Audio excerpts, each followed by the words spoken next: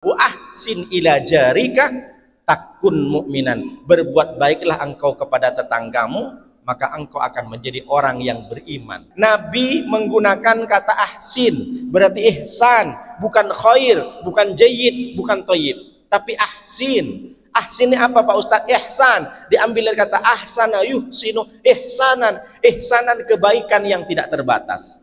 Kalau saya ngasih kurma ke Pak Ade 1 kilo, kemudian dibalas oleh Pak Ade kurma 1 kilo juga, itu masih khair namanya, masih thayyib. Tapi kalau saya ngasih ke Pak Ade 1 kilogram kurma, Pak Ade membalasnya 1 karung kurma, itu baru ihsan. Apa maknanya Pak? Berbuat baik kepada tetangga unlimited, tidak terhitung, tidak mau hitung-hitung. Karena dalam Al-Quran, wa'budullaha wa la tusyriku bihi syai'a wa bil walidaini ihsana wa bidil kurba wal yatama wal masakin wal jari dil kurba wal jaril junubi was sahibi bil jambi. Berbuat baik kepada orang tua, Allah menggunakan kata ihsan. Ihsan ini tidak terbatas. Orang tua ngasih kita rezeki 1 juta, kita balasnya harus 1 miliar. Itu baru ihsan namanya. Sama setelah orang tua, kerabat. Setelah kerabat, anak yatim. Setelah anak yatim, orang miskin. Setelah orang miskin, barulah tetangga. Kenapa Nabi memberikan pesan seperti ini? Berapa banyak orang tidak akur dengan tetangganya, padahal dia tahu dengan agama. Hanya gara-gara parkir, hanya gara-gara parit, hanya gara-gara kucingnya masuk ke rumah, beberak dia kucing, hanya gara-gara ayam masuk ke rumah, tak teguran. Hanya gara-gara dibikin postingan status WA, istri sesama istri tetangga tak akur. Kenapa mama? Kotaknya apa sama tetangga? Tengoklah bang, setiap hari aku dibikinkan status. Hanya gara-gara status WA, musuhan. Hanya gara status Facebook, padahal tak disebut namanya. Kan tak disebut namanya mah. Iya, kau tengoklah bang, kan ciri-cirinya mirip aku ini katanya. Tak teguran sama tetangga hanya gara-gara status updatean Facebook dan status WA. Istri-istri, kalau bukan di sini, istri-istri di sinetron Pak Ustadz. Kalau di sini aman istri-istrinya, semuanya baik.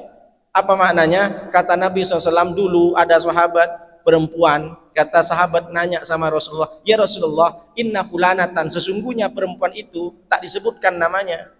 Tasumun nahara, setiap hari puasa sunnah. Takumul lailah, setiap malam sholat tahajud. Tapi Rasulullah di jironaha bilisaniha, tapi setiap hari dia mencaci, menyakiti tetangganya dengan lisannya. Bagaimana ini hukumnya ya Rasulullah? Kata Rasulullah, la khaira fiha, dia tidak punya kebaikan sama sekali. Dia min ahli nar, dia ahli neraka. Naudzubillah min dzalik.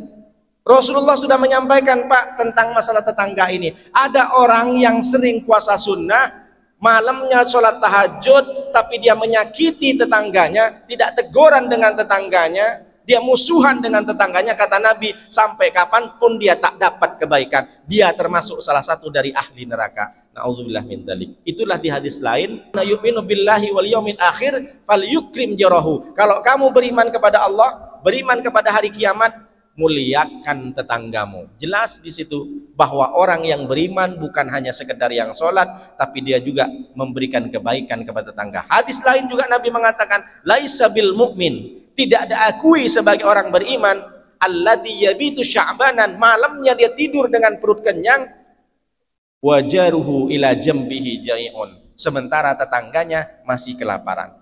Bukan orang beriman kalau dia tidur dengan nyenyak dengan perut yang kenyang, tapi tetangga kanan, tetangga kiri, dia masih kelaparan. Memang Allah dan Nabi tidak memberikan batasan seperti apa dan sejauh apa tetangga itu, tapi Imam Sufyan As-Tsauri sudah menyampaikan tetangga itu di depan 40 rumah, kanan 40 rumah, kiri 40 rumah, belakang 40 rumah.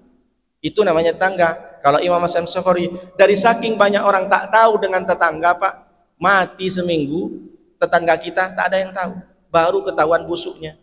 Kenapa? Yang terjadi sekarang karena tetangga kita bukan seperti kompleks ini yang banyak, sudah mulai beralih ke rumah susun.